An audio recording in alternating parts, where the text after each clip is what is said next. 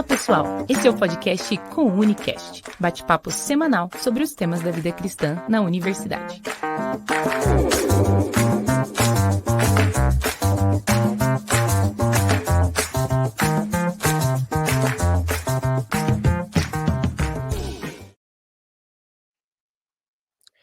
E aí, pessoal, e aí você de casa que está nos ouvindo ou nos assistindo, não sei, seja muito bem-vindo ou sejam muito bem-vindos a mais um episódio do nosso Conecast. Hoje, em especial, nós estamos aqui no Conecast, episódio 42. Isso quer dizer que nós já estamos na 42ª semana desse ano, que está voando. O primeiro semestre passou rápido demais e o segundo agora também está passando muito rápido.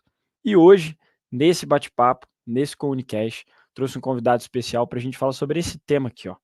Igreja local, um lugar seguro, que é baseado em um dos nossos devocionais aqui do Maturidade Espiritual. Vamos falar sobre igreja local, sobre a importância de nós estarmos numa igreja local e se de fato a igreja é um local seguro, um lugar seguro para um cristão. Então você que está aí nos assistindo, independente da idade, independente do contexto, com certeza esse Conecast é para você, assim como é para mim e para todos nós que nos dizemos seguidores de Jesus, beleza? Antes de apresentar o nosso convidado, eu tenho apenas 2 avisos aqui, bem rapidinhos, para você que está nos ouvindo. Primeiro aviso, se você ainda não baixou o app do Pão Diário Universitário, está aqui embaixo o link, vai lá, baixa o nosso aplicativo. Esse aplicativo tem um objetivo em especial: trazer engajamento bíblico para a sua vida devocional diária. Então, dentro desse aplicativo, você vai ter ali devocional diário, você vai ter cronograma de leitura bíblica, você vai ter os episódios do Conecast também.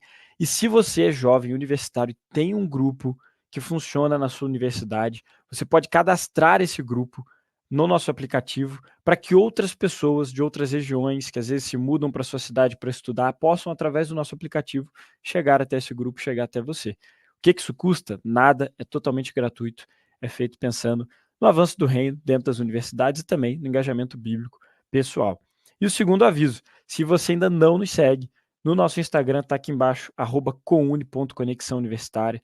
Siga a gente lá, mais informações, conteúdo para o seu dia a dia, conteúdo que te lembra de fazer o devocional, conteúdo que te lembra da importância da palavra de Deus na sua vida e conteúdo também que vai buscar engajar você a grupos universitários e a realidade de um cristão dentro da universidade, tá bom? Então são esses 2 avisos. Baixe o nosso app, Pão Diário Universitário, tem tanto na Apple Store quanto na Play Store. E aqui embaixo, nosso Instagram, @coune.conexãouniversitária. Sem mais delongas, tenho o prazer e o privilégio de estar gravando esse episódio hoje com o Lucas e eu vou pedir para ele se apresentar para que você aí de casa possa conhecer melhor. Meu irmão, a palavra está com você, fica à vontade. Bom, olá pessoal, primeiramente me apresentar rapidinho aqui. Me chamo Lucas, ou Lucas Gregory também, que é comum ter mais de um Lucas em qualquer ambiente que você esteja, então fica mais fácil identificar também com um sobrenome junto. Bom, eu tenho 27 anos, sou casado com a Lorena há exatamente 44 dias, então casado recentemente, algo novo, né? Estamos naquela fase de lua de mel, curtindo bastante. Minha formação, eu sou bacharel em sistemas da informação, eu atuo como programador hoje. Eu também sou membro e seminarista da comunidade cristã Família dos que Creem. Eu tenho uma formação em teologia essencial, avançada, e filosofia também pelo Invisible College. Então, eu tento servir a minha igreja local com tudo que eu posso, também me qualificando, mas hoje eu atuo majoritariamente como um profissional liberal na área da programação, na área de tecnologia.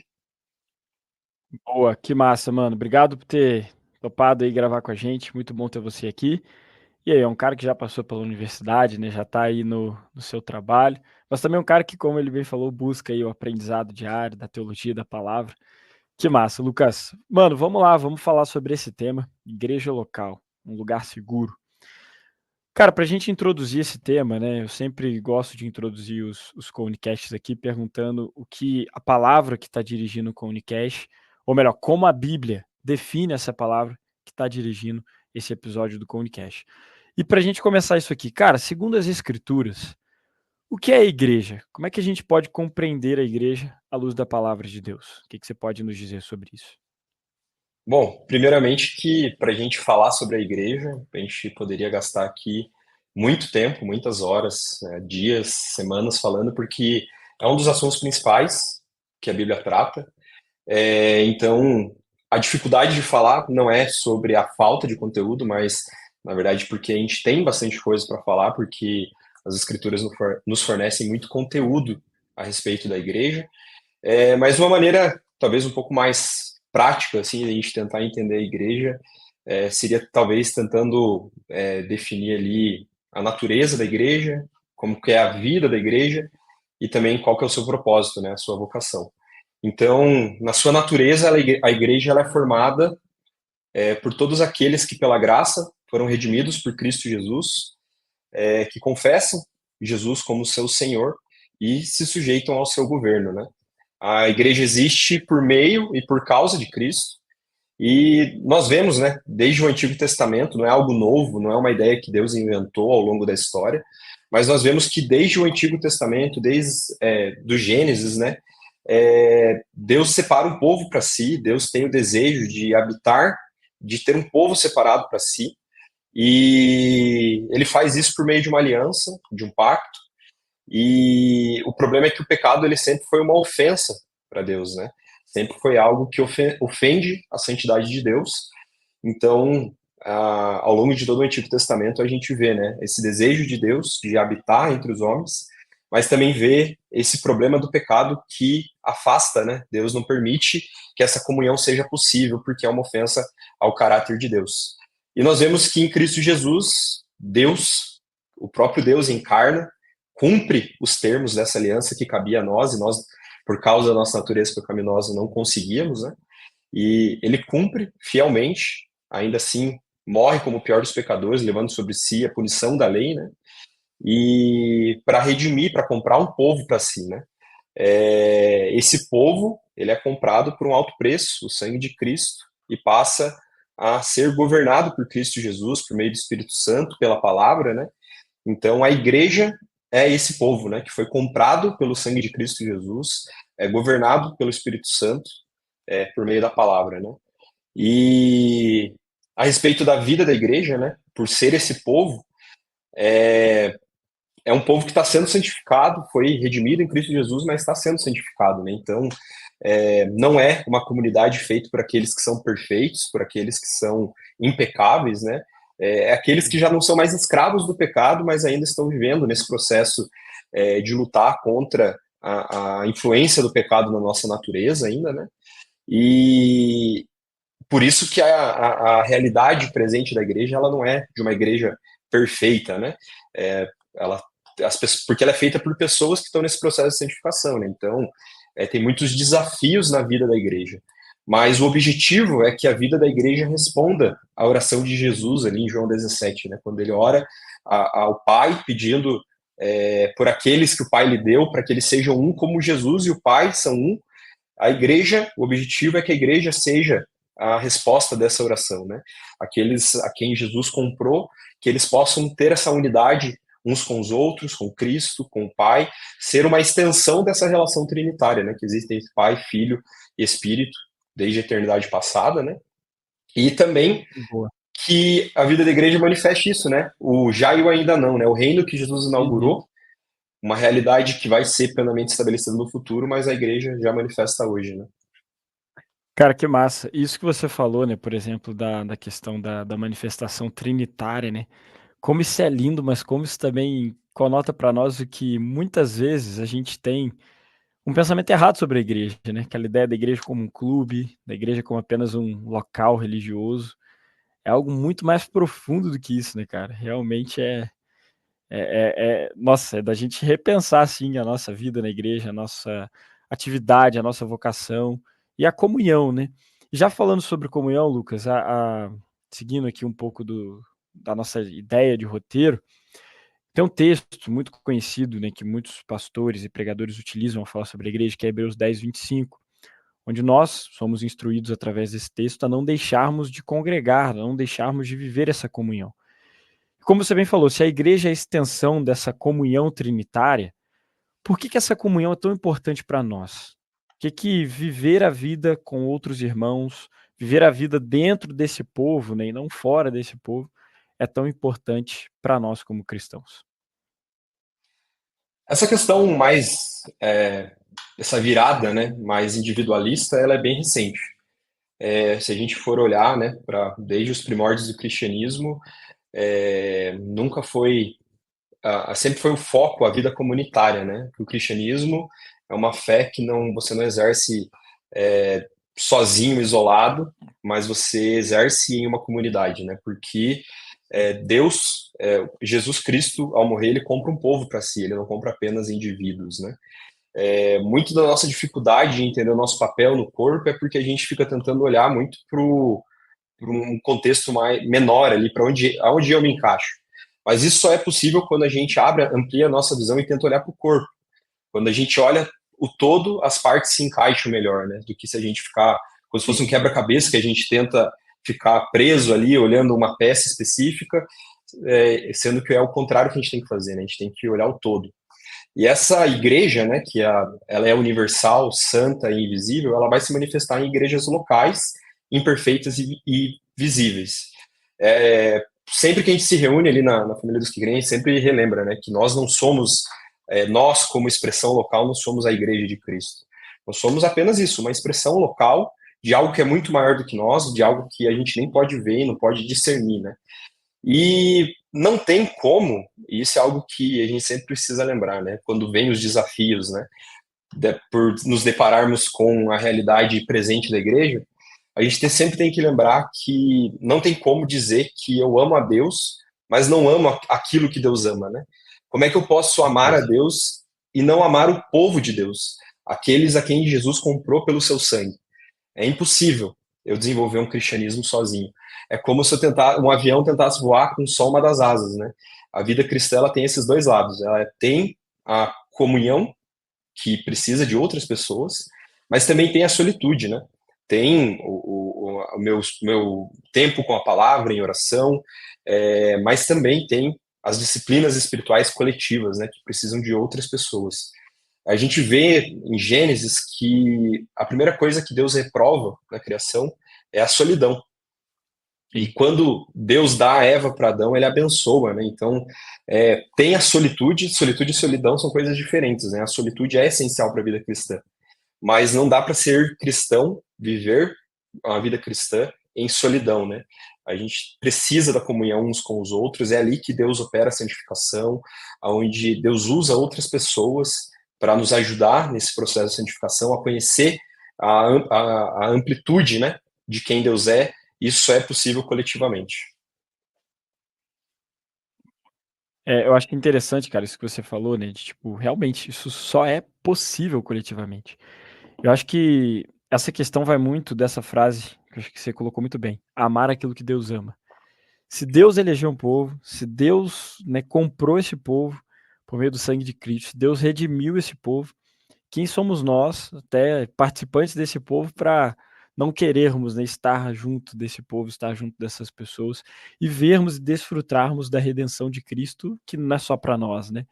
Eu lembro uma vez que eu estava conversando com um pastor, ele falou algo muito interessante para mim. Ele falou: Felipe, você não é a igreja. Porque eu lembro que eu tinha muita essa ideia, né, de falar assim: não, eu sou a igreja de Cristo, a igreja não é esse tempo e tal. Aquela fase da adolescência cristã que você vai ouvindo uns pregadores aleatórios. A pessoa, cara, não, você. Não, a igreja somos nós, a igreja é um povo, a igreja é uma comunidade de fé, é uma comunhão. Você jamais poderia ser igreja sozinho, porque não é isso que Deus quer. Deus abraçou um povo e esse povo precisa reconhecer isso, né? É uma pluralidade. E a gente vê isso até, né, na grande comissão, que gente de toda língua, tribo e nação viria crer no evangelho, em Cristo e tudo mais. Então isso é um fator muito interessante. Pensando na igreja, né, na atualidade, Lucas, como a gente falou um pouquinho, a gente vê que existe muita gente machucada, né, com a igreja. A gente vê que existe muito BO que acontece na igreja, né, eu estou generalizando, mas em igrejas, em denominações. E como que a gente pode, né, ou melhor, falar que talvez para alguém que está nos ouvindo e nos assistindo, que já se feriu com a igreja, que já teve algum BO muito grande assim na igreja local e por isso acabou desacreditando da igreja, como evitar uma experiência negativa com uma igreja que nos impeça, né, de continuar frequentando, de continuar participando. Como que a gente pode cuidar com isso, né? Na realidade de várias igrejas que nós temos hoje que fogem muito do evangelho para pregações egocêntricas, e totalmente voltadas para o ser humano e não para Deus. O que que você poderia falar para nós sobre isso? Bom, uma parte da minha história, né, que eu acabei não falando na introdução, mas eu nasci em um lar cristão. Meu pai é pastor ordenado desde antes de eu nascer. Então, eu cresci e vivi a vida toda na igreja, sendo filho de pastor. E então aí 27 anos de tempo de igreja, né? Por mais que criança. E eu já vi muita coisa acontecendo na igreja, já tive muitas dificuldades, muitos desafios em relação à igreja. Inclusive, um dos períodos onde eu mais tive dificuldade foi exatamente no período que eu estava na universidade, que eu estava na faculdade, aonde eu questionei muito essa questão, né, tipo, da vida da igreja, dos desafios, porque como a gente fala desde o começo, a igreja sendo formada por pessoas, a gente se depara com o pecado de outros, a gente se depara com o nosso próprio pecado também, né, nas nossas relações, e com todo esse tempo, né, tendo um período ali que eu tive bastante dificuldade, depois eu retomei a ter comunhão, acabei me mudando, morava em outra cidade, acabei me mudando para Curitiba, encontrando uma nova comunidade de fé, e hoje posso dizer que uma das coisas que eu mais amo na vida é a igreja local, é a minha comunidade de fé, onde Deus me colocou. E mesmo com todo esse contexto, eu sei que não tem uma resposta fácil para essa pergunta, não no sentido de ser algo complexo para ser respondido, mas porque é algo desafiador, né? Porque não tem outra resposta senão a perseverança, né? A gente tem que olhar a palavra de Deus, confiar no caráter de Deus, confiar que Ele é o Senhor da igreja. E se a gente ama Deus, confia em Deus, a gente também confia naquilo que a palavra dele diz, como você mesmo falou de Hebreus. Nós temos outros textos, como Salmo 133, que vai falar que na comunhão Deus ordena vida e bênção, né? Então, a gente tem que perseverar. Uma coisa que ajuda muito é a gente não perder de vista a perspectiva do evangelho, né? O evangelho, ele começa com uma má notícia que aponta o nosso pecado e depois traz a boa notícia de que Cristo morreu por nós quando nós ainda éramos pecadores, né? Então, muitas vezes a gente se ofende com um pecado que outra pessoa, algo que alguém comete contra nós, e guarda isso, e às vezes gera rancor e tal, porque a gente esquece da nossa ofensa contra Deus, da ofensa que é o nosso pecado para com Deus. Se a gente tem essa consciência de que do tamanho da ofensa que era o nosso pecado para com Deus, ao sermos ofendidos, a gente não pode olhar para essa ofensa que sofremos e achar que é algo grande demais que nos impossibilitaria de perdoar, né? Então, essa consciência é muito importante, a confiança em Deus, a confiança no caráter de Deus, sabendo que Ele está edificando o seu povo, Ele é o Senhor da igreja, e que no meio disso, no meio dos desafios, Ele continua soberano, né?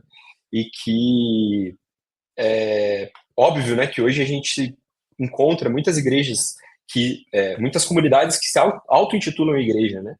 Mas a gente tem sim que olhar na palavra para primeiro entender se a gente realmente está numa comunidade bíblica, né? Numa comunidade verdadeira, numa igreja verdadeira, porque se a igreja é o povo de Deus, governada pelo Espírito, pela palavra, a palavra que diz a quem é igreja ou não, né?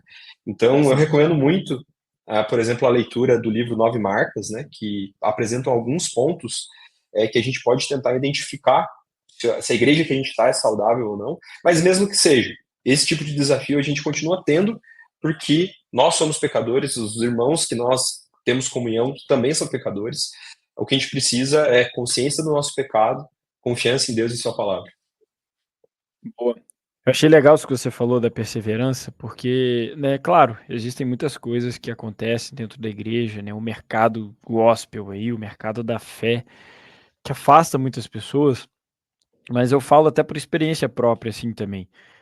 No final das contas, você acabou se afastando não porque você estava tão magoado com as pessoas, era porque o nosso olhar muitas vezes, como você me falou, não está no evangelho, né, não está em Cristo.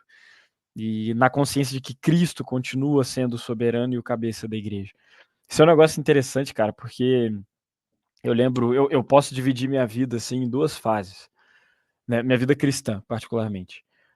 antes de ter um entendimento do que é de fato o evangelho, né, ser aquele cristão que conhece princípios e valores, que conhece muito bem a lei, que conhece muito bem o certo e o errado, mas que não entende como Cristo, por meio do evangelho, traz de fato um significado muito mais profundo para isso. E depois que eu passei a buscar esse entendimento, né, através de realmente ler o evangelho, os evangelhos e a exposição desses evangelhos nas cartas, né, ter uma leitura mais ampla do Novo Testamento, um estudo mais profundo sobre isso, uma das coisas que mais alterou a minha consciência foi justamente o fato da minha relação com os outros, assim. Isso é um fator interessante, porque na igreja, cara, nós vamos estar fadados a errar e também a lidar com o erro dos outros. Isso aí eu acho que não é algo que pode acontecer, é algo que vai acontecer com certeza, né. E claro, existem consequências para erros diferentes, existem disciplinas para erros diferentes, mas eu gosto muito de pensar, Lucas, e não sei se você vai concordar comigo, que Deus, em sua grandiosa soberania, né, Jesus se fazendo homem e vendo, assim, em carne e osso, que é a nossa natureza, ele ainda assim nos dá um meio de glorificá-lo, né. Então, pô, Jesus sabia que nós teríamos problemas uns com os outros, e Mateus 18 ele vai descrever como lidar com esse problema, né, como um ir até o outro e, se não deu certo, chamar uma testemunha, se não deu a testemunha, chamar o presbitério, chamar a liderança da igreja para resolver, para solucionar, para disciplinar. Paulo vai trabalhar muito essa questão da disciplina também. E eu acho que muitas vezes, cara, falta isso na gente, assim, essa consciência de que o evangelho, ele me tira do meu lugar de conforto para perdoar o próximo, para disciplinar o próximo, para cuidar do próximo e para parar de pensar no meu próprio umbigo, né. Porque esses dias eu estava vou contar uma experiência aqui, ó, fui fazer uma tive um papo, um café, assim, com um casal que estava querendo sair da antiga igreja que eles estavam e ir para uma determinada outra igreja. Um casal mais velho, assim. E olha o motivo deles terem saído da igreja. A esposa desse cara, ela tinha um cargo de liderança voluntária dentro da igreja. E para manter esse cargo, ela tinha que dar uma certa quantidade a mais do que ela já dava de dízimo e oferta mensal. Bizarro isso, né, parece até um clube de pirâmide, assim. E aí onde estava o BO deles? Ela estava roubando dinheiro do marido de uma conta que eles haviam feito para a filha, para os estudos da filha futuramente, porque o marido não concordava com isso. E para manter esse cargo, né, para continuar ali na igreja, para suprir essa necessidade de estar ali, foi essa frase que ela usou para mim, ela ia nessa conta que eles tinham para a filha e foi catando dinheiro, até um dia que esse cara foi olhar a conta e falou: "Ué, que tá acontecendo? A última vez aqui tinha, vou dar um exemplo, R$ 1.000 e hoje tem 200. Para onde foi esse dinheiro?" E aí ele foi descobrir que a esposa estava pegando esse dinheiro para sustentar um cargo na igreja, para sustentar algo que, né, líderes que de forma muito errônea, claro, impuseram. E o que eu achei interessante dessa conversa, né, completando o que eu estava falando, foi o fato de que o marido, mesmo ficando muito magoado com a situação, perdoou sua esposa e olhou para ela e falou o seguinte: "Agora, como marido e cabeça desse lar, a gente tem mais do que a resposta clara de que a gente precisa ir para uma igreja bíblica". E daí resolveram, né, por meio disso, escolher uma outra igreja para congregar e tal, para ir.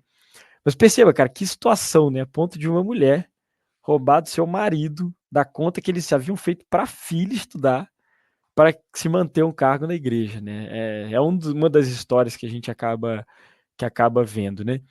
E daí, Lucas, já fazendo uma outra pergunta, justamente, né, após essa ilustração que eu trouxe aqui, essa história que eu trouxe aqui, como que a gente pode ajudar aqueles que foram feridos, né, dentro de uma comunidade cristã, dentro de uma igreja local, a encontrar cura e redescobrir, né, o valor de fato que uma comunidade cristã tem, que uma igreja bíblica e saudável tem? O que você poderia falar para nós sobre isso? Uma das figuras que nós vemos na Bíblia, né, uma ilustração canonicamente autorizada, né, Boa. a Bíblia traz algumas a respeito da igreja, é a figura do corpo, né? Desse corpo cujo a cabeça é Cristo, e nós somos membros desse corpo, né?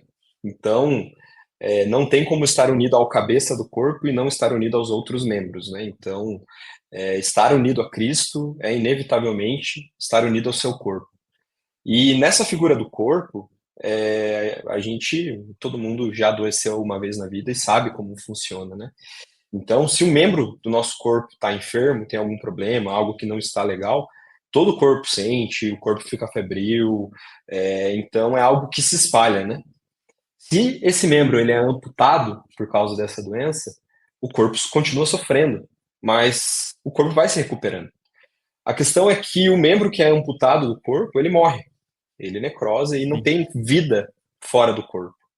Obviamente que a gente sabe que o corpo de Cristo não é um corpo de membros amputados, né? O corpo, a igreja é santa, é imaculada, sem ruga nem mancha.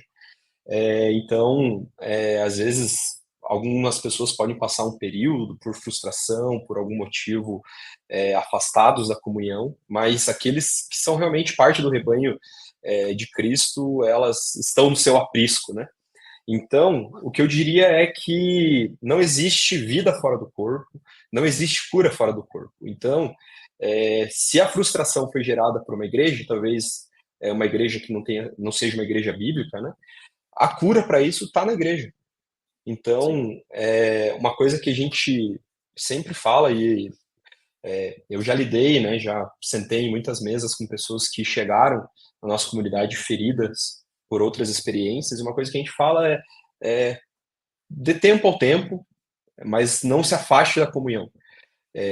Abra sua vida, dê chance novamente às pessoas, continue perseverando, como nós já falamos, e depois sentar com essas mesmas pessoas, depois de um tempo, e poder testemunhar isso, que a própria comunhão do corpo de Cristo, quando é uma igreja centrada no Evangelho, cujo governo é pelo Espírito Santo, pela palavra, que a própria comunhão do corpo de Cristo é uma cura para feridas que foram abertas, talvez, que daí, como eu falei, às vezes essas feridas podem ser abertas, mesmo em comunidades saudáveis, né? Mas o próprio Sim. corpo é a cura, né?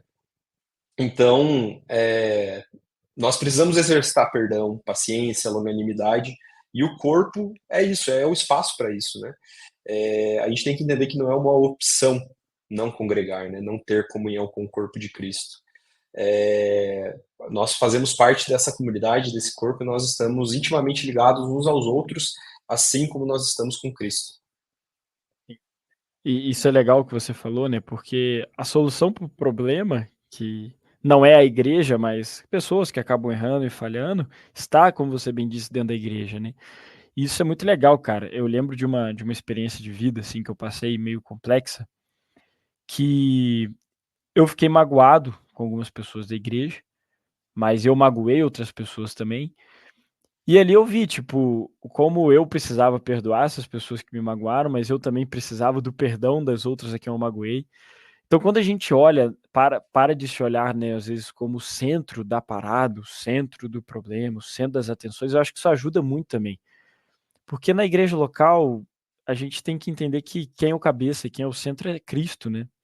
E muitas vezes um grande problema que eu vejo, assim, é que cristãos querem sempre ser os protagonistas de tudo, né? Tipo, dentro da igreja, assim, que, eu quero ser a pessoa que vai fazer, eu quero ser a pessoa que vai aparecer, eu quero ser a pessoa que vai sair na foto, e tal, e tal, e tal, e tal. E é num ativismo desse, né, que a gente às vezes acaba se perdendo mesmo, né? Eu fui dar uma aula na escola bíblica da igreja essa semana para jovens, e a aula era sobre serviço versus ativismo. E daí eu fiz uma pergunta, assim, né, pra galera que estava na classe. Falei: "Pessoal, por que que vocês fazem o que fazem no quesito de serviço à igreja?" E pedi para eles me responderem, assim, a maioria, tipo assim, 90% das respostas foi: "Ah, eu faço porque eu gosto. Ah, eu faço porque eu gosto. Ah, eu faço porque eu gosto. Ah, eu faço porque eu gosto." Eu falei: "Não, é claro que tem coisas que a gente vai ter aptidão, eu gosto de ensinar e estava ensinando naquela sala, então seria hipocrisia eu falar que na igreja nós só vamos fazer coisas que nós não gostamos." Mas acho que às vezes numa igreja local também, vai muita gente olhar e perguntar: "Tá, o que que a igreja está precisando, né? Aonde eu posso ajudar, mesmo não sendo o que eu gosto de fazer?" Porque pelo menos a minha experiência pessoal foi de me sentir ferido e machucado pela igreja fazendo aquilo, sempre era fazendo aquilo que eu gostava de fazer, sempre naquele lugar de conforto pessoal, naquele lugar de visibilidade pessoal, e num lugar que muitas vezes o ego estava falando mais alto que qualquer coisa, não o amor a Deus e o amor ao próximo. Então acho que é um ponto também, né, da gente se pensar assim, por que que a gente faz o que faz na igreja? Às vezes a gente vê pessoas machucadas por serem ativistas, né, por serem totalmente aquelas pessoas que vão na igreja todos os dias da semana, mas de fato não estão ali. Então, são coisas a gente pensar, né? Você quer comentar alguma coisa sobre isso? Eu acho só que muitas vezes a gente acha que essa questão do individualismo se dá só naquele que está afastado, né, da comunhão. Mas muitas vezes as pessoas estão dentro da igreja, mas continuam sendo individualistas, né? Continuam, Exato. quais são os meus interesses, quais são os meus direitos, quais são as minhas vontades, né? E quando a gente pertence a Cristo, a gente não luta mais pelas nossas vontades, pelos nossos direitos, pelos nossos próprios interesses, né? Mas a gente busca os interesses de Cristo, primeiramente o seu reino, e isso nos livra de nós mesmos, né? A conversão, ela é uma extroversão, né?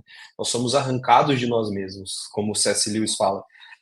Nós pertencemos a Cristo e por pertencermos a Cristo, nós pertencemos também uns aos outros, né? E nós podemos zelar uns pelos outros. Eu acho que qualquer relação ela se torna insuportável se não tem essa questão da confiança, né? De, cara, se eu não, eu tô numa relação que se eu não ficar atentando para as minhas próprias necessidades, eu acho que a outra pessoa vai passar a perna e vai tirar vantagem de mim, né? Por isso que hoje as nossas relações elas são tão frágeis, né?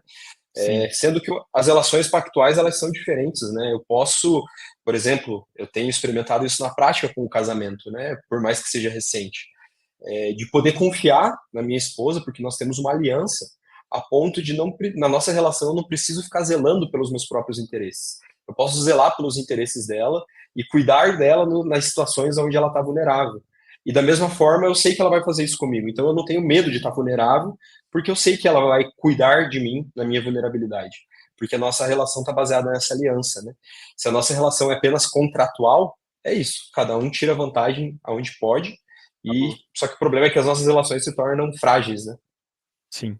Isso é interessante, né? Porque a gente vive numa geração que é muito como citando agora um filósofo, né, o Zygmunt Bauman, ele diz, né, líquida.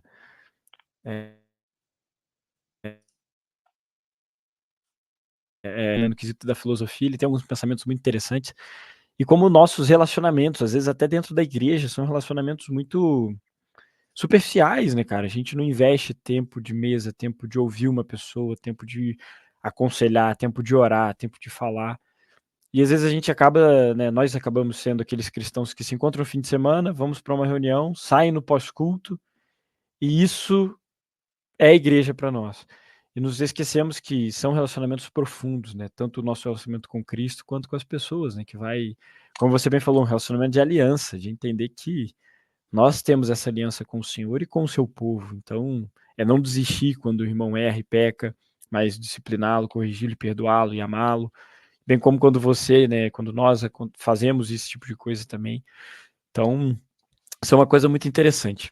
E continuando, Lucas, né, a gente falou aqui de várias coisas até que acontecem dentro das igrejas e alguns pontos negativos. Cara, como que a gente pode responder a essas críticas comuns sobre igrejas, né, como alegações de manipulação financeira, comportamentos antiéticos de pastores e líderes? Como que nós, como igreja que buscamos ser cristãos e participar de uma igreja saudável, como nós podemos responder essas coisas, né? Talvez tenha alguém que está nos ouvindo e que tem vivido isso, que tem sido questionado por isso, talvez na sua faculdade, na sua casa, na sua família. O que você poderia dar de dica para quem está com uma dúvida como essa? Bom, primeiramente eu acho que não tem como negar que escândalos têm acontecido, né? Há muitas manchas, né? Muitas coisas que têm manchado o nome de Cristo, o nome da igreja. Eu não lembro quem disse essa frase, então eu não consigo dar os créditos, né? Mas uma vez eu vi essa frase que a história da igreja é sempre dois passos para frente e um para trás, né? Porque se a gente olhar toda a história da igreja, nós vemos essa realidade de erros, né? Erros e acertos. Porque, como nós temos falado desde o começo, tem essa realidade presente da igreja onde nós estamos lutando contra o pecado, né? Então, infelizmente, hoje muitas pessoas se auto-intitulam cristãos sem o serem, muitas comunidades se auto-intitulam igrejas sem também serem, e acabam envergonhando o nome de Cristo, né? Então, uma coisa que a gente tem que ter plena certeza é que essas pessoas elas vão prestar contas ao Supremo Senhor da igreja, ao Supremo Pastor da igreja, que é Cristo Jesus, né? nós vemos, mas isso não é nada novo, né? Uma coisa que a gente não pode perder a esperança é isso, também de olhar e ver, como por exemplo nós temos em 1 Coríntios, o apóstolo Paulo vai falar a respeito de um membro da igreja que estava em pecado, as pessoas que não eram cristãs se escandalizavam porque a igreja estava sendo tolerante com o pecado dessa pessoa, então o apóstolo exorta, né, que eles repreendam esse irmão, se esse irmão não ouvia a repreensão da igreja, que fosse excomungado. Depois na segunda carta nós vemos que esse irmão se arrepende e era um irmão de fato, que estava em pecado. Mas a falta, a tolerância da igreja para com o pecado estava se tornando um escândalo público. Então, desde o primeiro século, isso é uma realidade. Então, não é algo que está surgindo novo, né? Uma coisa que eu aprendi quando eu tive essas minhas dificuldades ao me deparar com diversas situações na igreja foi entender que não adianta apenas falar daquilo que está errado, né? A gente tem que buscar viver de fato a vida de igreja que a palavra nos instrui, né? Então, se tem comunidades que dizem ser cristãs e não são, então, na minha comunidade, se a gente realmente prega o evangelho e busca viver segundo o governo de Cristo, a gente vai buscar viver de uma forma diferente, né? Mostrar que há uma realidade diferente, né? Então, quando se trata da igreja, uma coisa que eu sempre converso assim e falo, né, porque eu também já fui questionado a respeito disso, é que na igreja não basta apenas não estar fazendo nada errado, né? Também não pode ter nem aparência, nem a chance para dúvida, né? Por isso que comunidades saudáveis são tão importantes, né? E essas comunidades, inevitavelmente, elas vão ter processos transparentes, né? Então, nós temos, por exemplo, na nossa comunidade a prática de prestação de contas, né? Então, semestralmente nós sentamos, olhamos as contas da igreja, vemos no que está sendo gasto o dinheiro da igreja, e podemos perguntar, questionar, tirar dúvidas. Todo o processo administrativo tem que ser transparente, a ordenação dos presbíteros e diáconos precisa ser transparente, precisa de um processo saudável de disciplina eclesiástica, como você mesmo citou ali, né, Mateus 18, e porque hoje parece até meio um escândalo, né? Mas como assim alguém vai me dizer se eu sou cristão ou não? Mas é exatamente isso que a Bíblia fala, que a igreja tem essa Exatamente. autoridade, né? A gente usa muitas vezes fora de contexto o versículo que fala, né, sobre aquilo que nós ligarmos no céu vai estar ligado na terra, mas esse texto está exatamente nesse contexto da disciplina eclesiástica. E talvez a solução, né, para esses escândalos e para falsos cristãos que mancham a imagem do evangelho, seja retomar essas práticas saudáveis de disciplina, de membresia, que traçam uma linha e definem. Esses aqui são irmãos, membros do corpo de Cristo, e esses que não aceitam repreensão, que escandalizam, que mancham o nome de Cristo, não são, né? Então, parece meio contra-intuitivo na nossa época falar sobre essas coisas, mas é fundamental retornar alguns pontos que a gente vai perdendo, né? Sim. E isso é interessante, cara, porque, todas as vezes que eu já precisei em algum momento da minha vida, da minha caminhada cristã, ser disciplinado, óbvio, ninguém gosta de ser disciplinado, mas todas as vezes que alguém vem me dar um puxão de orelha ou vem de fato exercer disciplina para comigo, de chamar uma testemunha, caso eu não tenha me arrependido ou mudado com algo, coisa do tipo, eu sempre gosto de ler Hebreus 12, né, que vai falar sobre a disciplina do Senhor para conosco, que é feita através dessa comunidade de fé, né, que o próprio autor de Hebreus já tinha dito antes, para não deixar de congregar e de estar em comunhão. E, cara, Deus ama e por isso ele disciplina. E quando a gente entende que a disciplina ela é um ato de amor, tanto de Deus quanto também dos nossos irmãos, né, a disciplina ela tá ali para resgatar e para trazer de volta, né, como o caso lá de Corinto, e para não manchar o nome da igreja, o nome de Cristo, que é muito mais importante do que o meu nome, do que o seu nome. Eu li uma frase há pouco tempo, que é até de um autor que, tipo, eu não leio muito, assim, né, não é daqueles autores teológicos e tal, que é daquele livro, ai meu Deus, eu esqueci o nome agora, cara. Uma Vida com Propósito, Rick Warren. E eu gostei da frase dele, ele falou assim, realmente, você não deve se importar com o que as pessoas pensam de você, o mundo não é sobre você. Mas se você é um cristão, você deve se importar com o que as pessoas pensam de Jesus por causa de você. E a gente pode aplicar isso, né, a questão da igreja. Tipo, o que, que as pessoas, ao olharem para minha igreja, olharem para minha conduta, para minha vida, têm pensado, têm refletido, né, sobre o cristianismo, sobre a essência da nossa fé. E com certeza, a gente vê problemas na igreja, a gente vê BOs acontecendo na igreja, mas se nós aqui, que somos os que pregamos contra esses BOs, não nos posicionamos em sermos disciplinados também, em ajudarmos a isso acontecer na nossa comunidade local, nós acabamos sendo apenas aqueles que falam e apontam o erro, mas não fazem nada para mudá-lo, né? Então isso é algo muito interessante, cara, essa prestação de contas, né, como você bem falou, aí da família ali, né, eu venho de uma igreja batista, nas igrejas batistas também a gente tem essa tradição, né, de nas nossas assembleias fazermos isso, e isso é crucial, não só no quesito financeiro, creio eu, mas no quesito de vida, né, dos membros da igreja conhecerem os seus líderes, saberem, dos líderes terem outros líderes ali para apoiarem, para puxar a orelha também no momento necessário. Isso é comunhão, né? Isso é comunidade. Isso também, com certeza, é muito importante. Lucas, em um dos nossos, né, desse devocional, na verdade, em uma das páginas dele, a gente tinha uma frase lá: ser uma família do céu aqui na terra.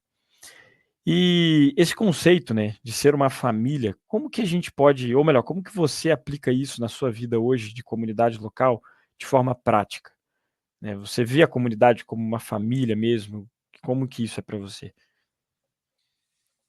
Como eu falei, a conversão ela é essa extroversão, né? De nós sermos arrancados de nós mesmos. Em 1 Pedro 2:10, né, que vem depois daquele texto que é bem conhecido, né, sobre um reino sacerdotal, o sacerdócio santo, nós vemos que Pedro continua falando que antes vocês não eram povo, mas agora são povo. Antes não tinham misericórdia, mas encontraram misericórdia, né? As duas coisas estão totalmente relacionadas, né? Parte da misericórdia de Deus é isso, nós sermos libertos do individualismo, podermos viver numa comunidade, e essa comunidade que está nessa realidade escatológica, né? Do já e ainda não. Então, ser uma família do céu na terra é buscar viver isso, a realidade da Nova Jerusalém, que será plenamente estabelecida no retorno de Jesus, no já. Já desfrutamos de paz com Deus, e essa paz que nós desfrutamos com Deus, ela também deve se estender em paz com os nossos semelhantes, né? Então, nós podemos não mais nos dedicar aos nossos próprios interesses, às nossas próprias vontades e afeições, mas buscar servir ao nosso próximo, buscar zelar pela santificação dos nossos irmãos. É uma coisa que eu acho muito interessante, que a gente sempre incentiva na nossa comunidade, tanto que a gente não tem, os grupos nos lares, eles não são definidos por faixa etária, um grupo de homens, de mulheres, de casais, a gente mescla tudo, porque a gente fala e a gente rotaciona de tempo em tempo para gerar essas novas relações, né? E eu já experimentei isso várias vezes, de sentar com alguns irmãos que provavelmente, se não fosse na comunidade de fé, eu nunca encontraria aquela pessoa na minha vida, porque os nossos interesses, as nossas, tipo, as coisas que a gente gosta de fazer, os nossos hobbies, são totalmente diferentes. A gente não tem afinidade nenhuma.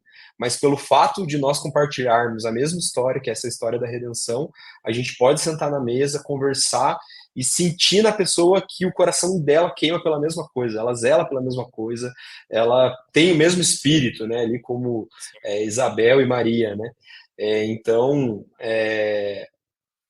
tem isso, a gente não precisar mais viver também em comunidades que são pautadas por um interesse em comum, mas que tem o mesmo Cristo, né? Nós somos pecadores resgatados por Cristo Jesus, e isso é o suficiente para a gente poder sentar na mesa, ter comunhão, partir o pão juntos, orarmos uns pelos outros, né? Então, uma coisa que eu sempre tento fazer também, quando vem os desafios que existem na comunidade de fé, mesmo estando numa comunidade bíblica saudável, é tentar entender, tá, o que eu faria se eu tivesse na Nova Jerusalém com essa situação? Haveria espaço para esse meu sentimento de rancor, de raiva, alguma coisa assim? Então, se eu não agiria assim na Nova Jerusalém, eu vou tentar não agir assim agora. Óbvio que nem sempre eu consigo ter sucesso nisso. Várias vezes a gente falha, precisa se arrepender, pedir perdão, mas para mim, acho que se resume nisso. É um bom medidor, né? Muito, muito interessante essa tua técnica aí, gostei.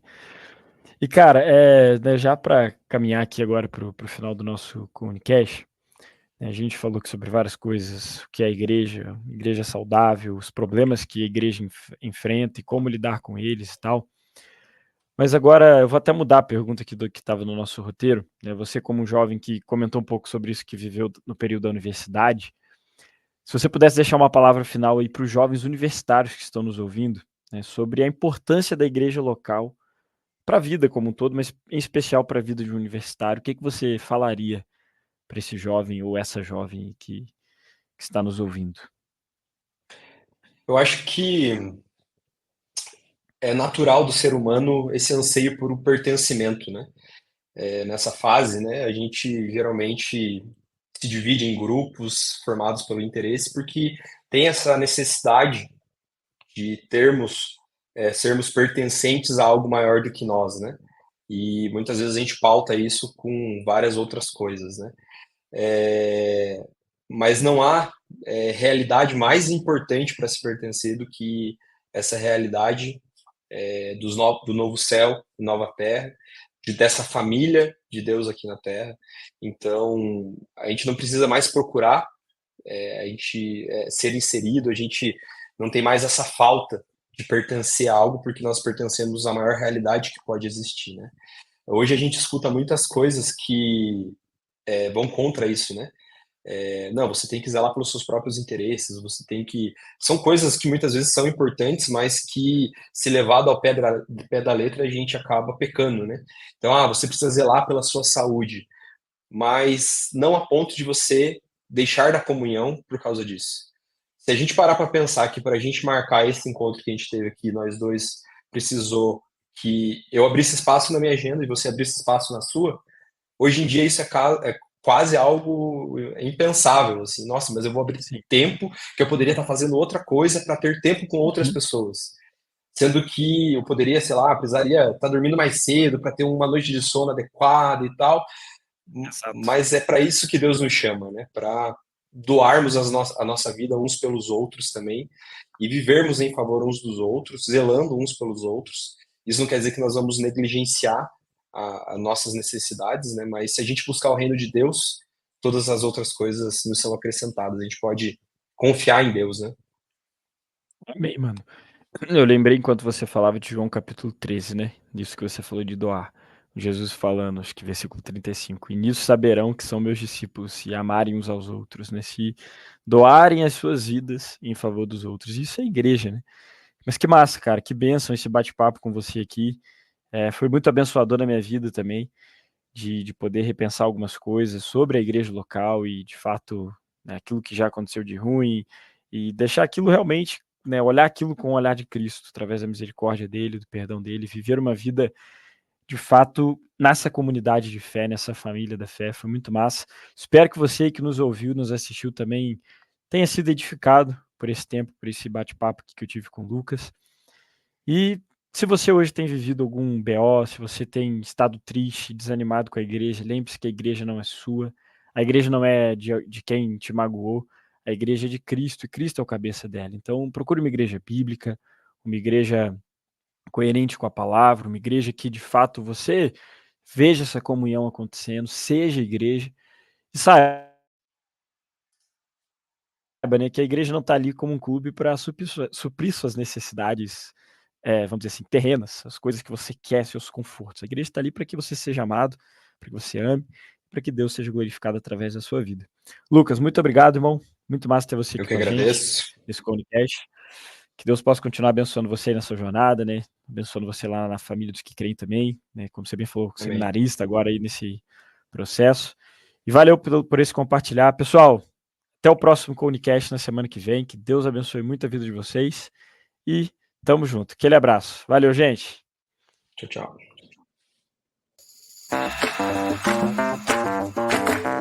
Você acabou de ouvir o podcast Comunicast. Nos siga nas redes sociais, @comuni.conexão universitária e fique por dentro dos próximos episódios.